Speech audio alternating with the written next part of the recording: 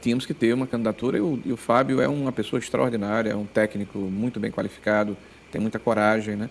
Mas, infelizmente, quando ele saiu, a gente estava um pouco tarde nas articulações políticas e a maioria dos prefeitos já comprometidos pela falta de uma alternativa, né? Qual é o processo agora? Nós tivemos votos, evidente, com a governadora Fátima, tivemos votos, inclusive, que não votaram o nosso candidato a presidente da República, mas dois aspectos têm que ser considerados. O primeiro, em todos os lugares que fui, todos, eu sempre testemunhei e falei no presidente Bolsonaro, né? Eu tenho um dever para com ele de lealdade e de correção, né? Então eu não poderia ir pedir licença aos prefeitos, olha, se me desculpe, mas eu não posso deixar de falar aqui no presidente Bolsonaro. E isso me tirou alguns votos no interior daqueles mais radicais. Mas tivemos êxito. O que é que eu estou falando com os prefeitos agora? Você olha, passou o processo eleitoral do primeiro turno, você não tem mais candidaturas proporcionais. Agora é um plebiscito. Nós temos duas escolhas no país.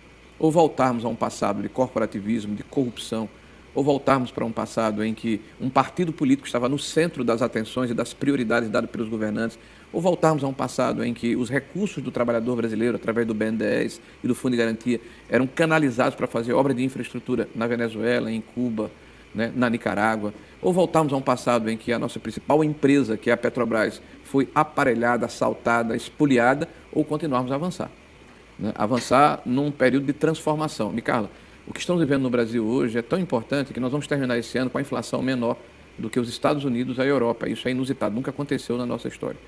Nós vamos terminar esse ano com um PIB crescendo à base de 3% contra os prognósticos de 1%.